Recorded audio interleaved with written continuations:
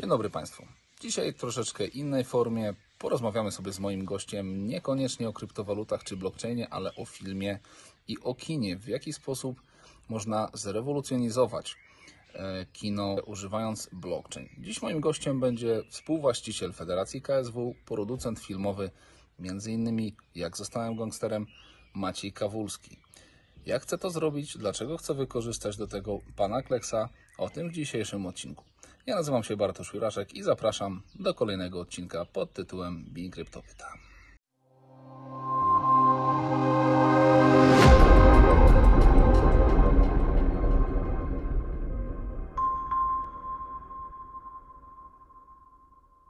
Dzień dobry Maćku. Dzisiaj w nieco innej formule, ponieważ to ja zostałem zaproszony do Twojego wirtualnego studia. Bardzo za to dziękuję.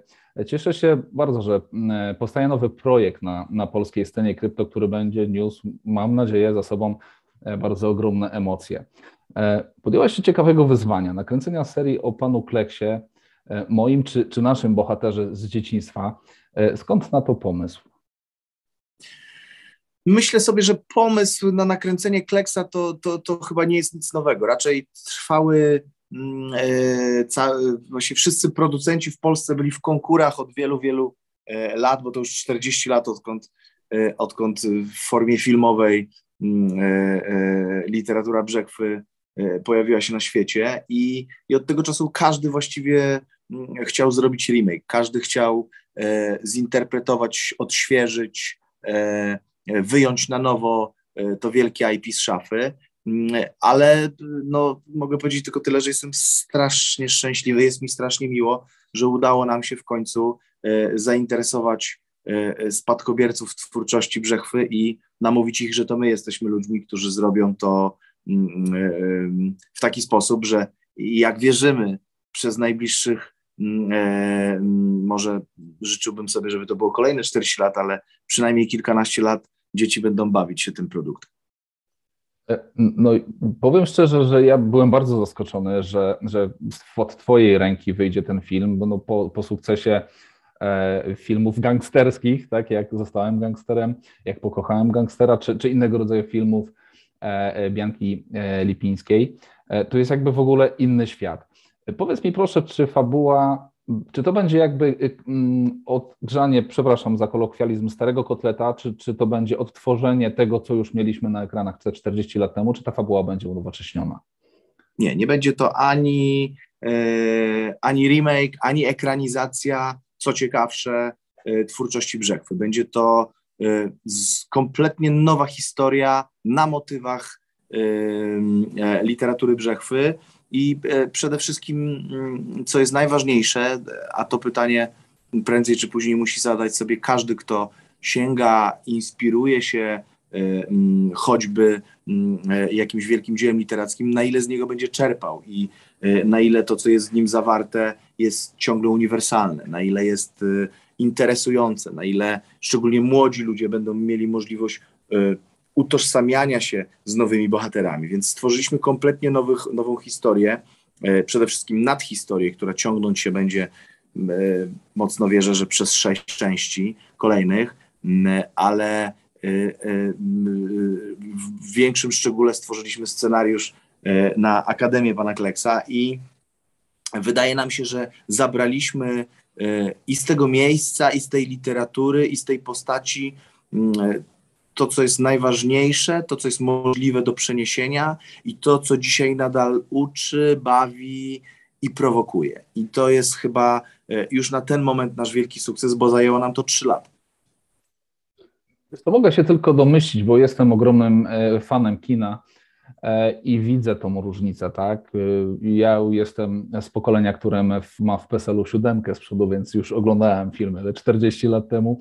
Wiem, że dzisiaj ta widownia jest bardzo wymagająca, obrzydliwie wymagająca wręcz, natomiast wy jakby teraz, żeby uzupełnić cały pomysł stworzenia nowej Akademii pana Kleksa, idziecie z tym, czy kontynuujecie kontakt, interakcję z widzem w świecie wirtualnym. Skąd pomysł w ogóle na tokenizację i użycie blockchainu i metaversu, wykorzystanie metaversu?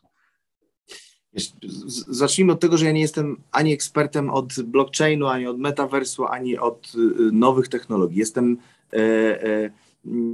człowiekiem, który zawsze marzył, żeby wszystko, co piękne w filmach i obrazach, które spotykał, szczególnie jako dziecko, można było zabrać ze sobą do świata realnego. Żeby można było spędzać czas z tymi postaciami, żeby można było bywać w tych miejscach, żeby można było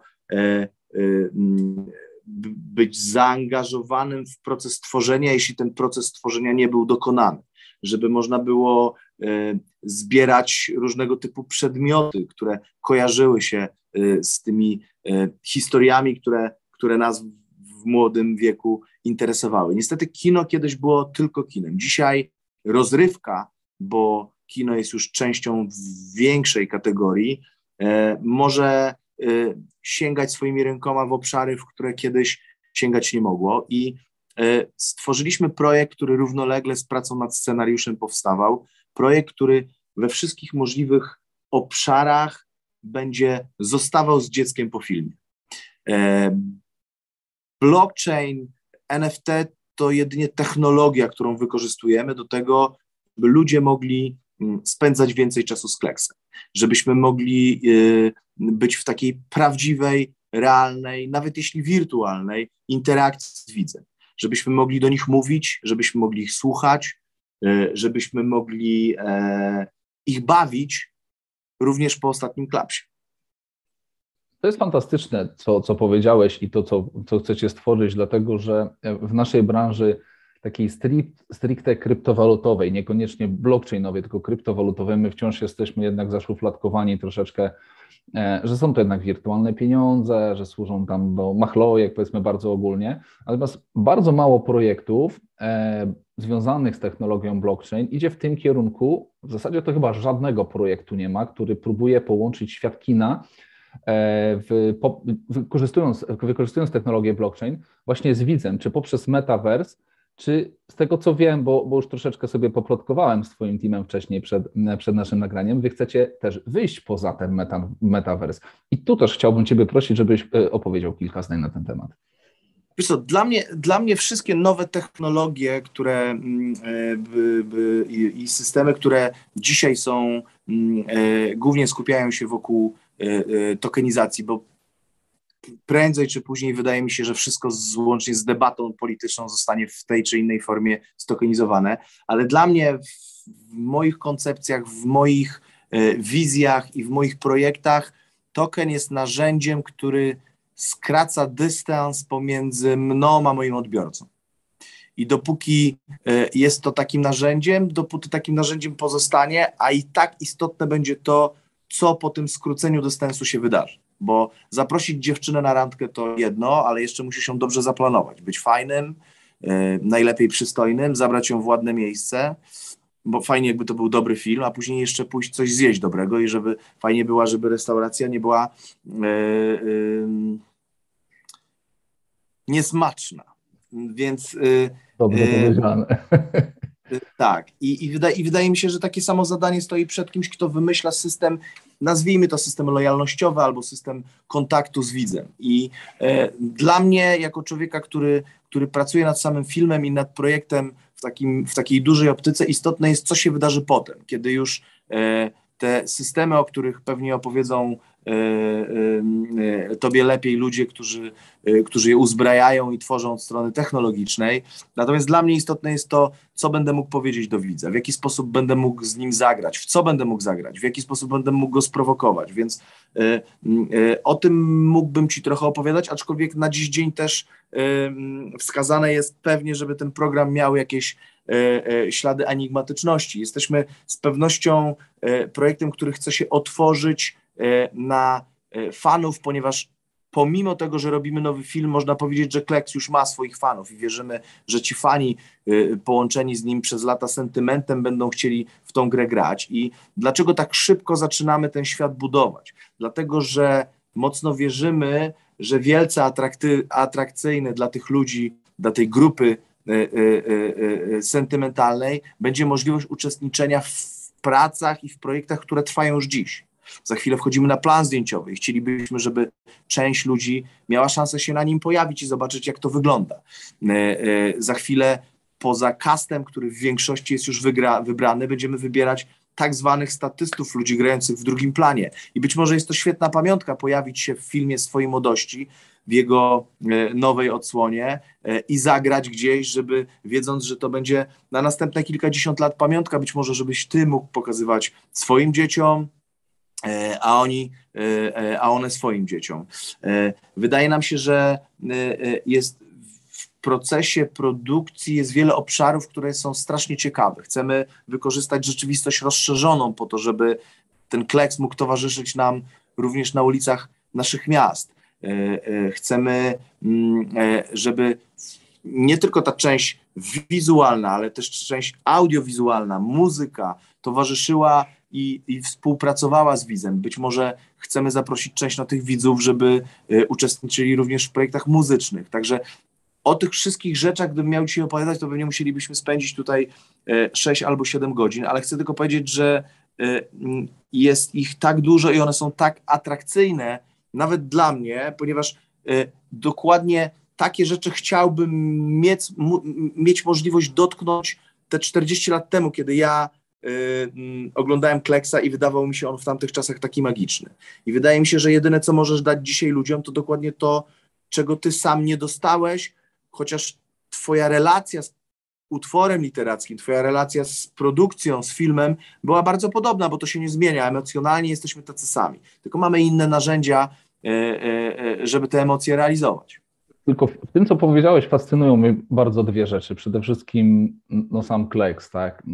Jestem z tego pokolenia, który po prostu żył tym Kleksem, tak jak dzisiejsza młodzież żyje Harrym Potterem i w sumie poza tym chyba nie ma nic na rynku filmowym.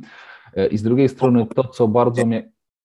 Proszę? Nie ma. Harry'ego Pottera już nie ma dawno, natomiast dzisiaj młodzież żyje rozrywką proponowaną przez rynek amerykański w formie na przykład Marvela. Dzisiaj dużo młodsze dzieci oglądają, dzisiaj te filmy Marvela są bardziej międzypokoleniowe, ale też sięgają do szczególnie młodych widzów i myślę, że Harry Potter nie istnieje, jest już raczej reliktem trochę jak Kleks, natomiast dziś superbohaterowie rozwiązują swoje problemy inaczej. Być może wybaczamy im ten brak głębi przez fakt, że strasznie nadgonił CGI. Jesteśmy w trakcie takiej kolektywnie jesteśmy w takim momencie, w którym się zachłysnęliśmy, że możemy wszystko, możemy latać, możemy fruwać i to naprawdę dobrze wygląda, więc na jakiś czas nam to starcza, ale czas na następny krok. Czas znowu ludzi prowokować, czas stworzyć krainę wyobraźni, czas dokładać niesłychanie ważny element do tej historii, czyli treść. I wydaje mi się, że Kleks może być, nie konkurując na poziomie CGI-owym z Marvelem oczywiście, może być konkurencją w takim sensie, że młodzi ludzie znajdą tam coś jeszcze poza emocją, znajdą tam sens. Wiesz co, w mojej opinii, jeśli mogę dorzucić coś od siebie, jako osobę, która już dosyć długo, bardzo długo obserwuje w ogóle całą scenę blockchain i krypto, łącząc to z kinem. Do tej pory, wiesz, wychodząc z kina, jakby na tym kończyła się interakcja z widzem. Tak? Ty jesteś pierwszą osobą i mówię to z pełną świadomością, bo znam naprawdę większość projektów, które są w tej chwili robione w sferze blockchain, która chce utrzymać tą interakcję poza kinem również. I to jest fascynujące. Według mnie jesteście pierwszym projektem, który w ogóle pokaże światu taką możliwość. Ale dobrze, króciutko, bo czas już nas goni. No trudne pytanie, ale chciałbym Ci je zadać. Czy myślisz, że pan Kleks w ogóle jest w stanie podbić świat? Wiesz co, o pana Kleksa się nie boję w ogóle. Czasem boję się o nas, rodziców, którzy swojego Kleksa już mieli, a dziś narzucają własną narrację swoim dzieciom, narrację odbioru i tego się trochę boję, bo dla dzieci niech to będzie po prostu piękna przygoda, taka jaką Kleks był dla nas, kiedy go oglądaliśmy. Potem przez lata zbudowaliśmy całe znaczenie, jakie dla nas miała ten kolorowy ptak, ale w rzeczywistości to była po prostu piękna przygoda, która nas cieszyła, radowała, rozwijała wyobraźnię, czasem przerażała. I bardzo chciałbym, żeby dzisiaj rodzice znaleźli w sobie siłę i pozwolili nie budować wielkich oczekiwań w głowach dzieci i nie narzucać im ich własnej narracji, tylko pozwolić przeżyć Klecksa dokładnie tak, jak one chcą. O samego Klecksa się nie boję, a ponieważ jest to droga, którą nawet w kontekście kryptowalut, o których rozmawialiśmy, czy też NFT, ułożyliśmy na dużo dłużej niż jedna część. Myślę, że ta przygoda będzie trwała 8 lat. Ciężko mi jest dzisiaj umieścić w czasie wszystkie kolejne części, które planujemy. Dlatego bardzo chciałbym też mieć możliwość korekcji nie tylko tej historii, nie tylko nastrojów widzów, ale i tej interakcji, o której dzisiaj tutaj rozmawiamy, której powodem jest ten wywiad. Mam nadzieję, że będziemy razem z bohaterami, którzy grają w filmie, a razem też z dziećmi, które go oglądają, dorastać. Bo dziecko, które dzisiaj zainteresuje się Klecksem, jeśli będzie miało pomiędzy 6 a 14 lat, to za 8 lat już będzie miało albo 12, albo 18, więc to jest niesamowita przygoda i to jest też czas na korekcję, to jest też czas na to, żeby z pokorą powiedzieć, ta historia, chcecie, żeby ona poszła w tą stronę, pozwólcie nam spróbować, więc naprawdę jestem bardzo podniecony tym, co nas czeka i jestem przekonany, że właśnie te narzędzia, o których dzisiaj rozmawialiśmy, pozwoli nam na zbudowanie czegoś więcej niż tylko uwagi widzów, na zbudowanie z nimi relacji. To jest mój największy cel na pierwsze 2 lata. Nie zdradzajmy na razie zatem niczego więcej widzom i użytkownikom blockchainu, którzy dołączą, mam nadzieję, do tego wspaniałego przedsięwzięcia. Mówię to pod tym kątem, że bardzo chętnie będę się jeszcze z Tobą spotykał przed kamerą, kontynuując jakby rozwój no nie chciałbym użyć słowa nadzorując. Chcę, żebyśmy my z pozycji Being Crypto byli takim mostem, który będzie naszym widzom, przynajmniej naszym czytelnikom, tym blockchainowo-kryptowalutowym przekazywał też informacje o postępach projektu. Ostatnie pytanie, już nie związane z Klecksem. No, przede wszystkim jesteś też znany ze sportu walki, KSW. Czy widzisz przyszłość w tokenizacji sportów walki? Wiesz co, widzę w ogóle przyszłość w tokenizacji. Wydaje mi się, że ja jako laik, albo na pewno nie jako ekspert, dostrzegam tam pewną wolność. I to jest wolność na poziomie podejmowania decyzji, to jest wolność polegająca na tym, że sam możesz decydować o tym, jaką będzie miała wartość, jaką będzie miał wartość projekt, który budujesz po części. I to jest, myślę, nie pytanie czy, tylko kiedy. Kiedy i w jakiej formie. Wydaje mi się, że jeżeli pytasz mnie o MMA, to bardziej upatrywałbym sukcesu w tokenizacji zawodników samych, a nie organizacji, ponieważ one zawsze będą tarczą, która trochę ma, jak tarcza Kapitana Ameryki, ochronić przed hejtem i problemami zawodników konkurujących w bardzo trudnym sporcie, bo w sporcie indywidualnym, więc my jesteśmy wszystkimi kolegami z boiska dla nich naraz. I w związku z tym też trudno jest o wypracowanie takiego lojalnego fana organizacji, jaki na przykład funkcjonuje w przypadku drużyny sportowej. Natomiast tak czy inaczej, w tej czy w innej formie tokenizacja już zawitała do sportu, nawet jeśli gdzieniegdzie nieudolnie, a myślę, że te projekty będą się rozwijać, profesjonalizować i z czasem token będzie taką samą formą komunikacji z fanem jak telewizor czy telefon. Tak będzie. Nie wiem, czy wiesz, jeden z polskich projektów zajmuje się przede wszystkim tokenizacją sportów, zawodników, klubów i wiele innych, ale nie o tym dzisiaj nasza rozmowa. Nasz czas już powolutku dobiega końca. Pozostajmy na razie przy tym. Wiem, że dzisiejszy odcinek nie był poświęcony stricte temu, o czym my mówimy zawsze, czyli technologii blockchain, tokenizacji, ale bardzo chciałem z Tobą porozmawiać, bo tu się w mojej opinii szykuje naprawdę duże wow przez duże eł. Maćku, bardzo Ci dziękuję. Dziękuję. Mam nadzieję, że będziemy się mogli spotykać częściej, rozmawiać sobie o postępach filmu, o postępach projektu Akademia Klecksa, Klecksa Academy. My oczywiście umieścimy już dla naszych czytelników, dla naszych widzów odpowiednie informacje, gdzie mogą już czytać o tym, co będziecie robić. Dziękuję Ci bardzo i mam nadzieję do następnego zobaczenia. Bardzo dziękuję. Pozdrawiam wszystkich. Cześć.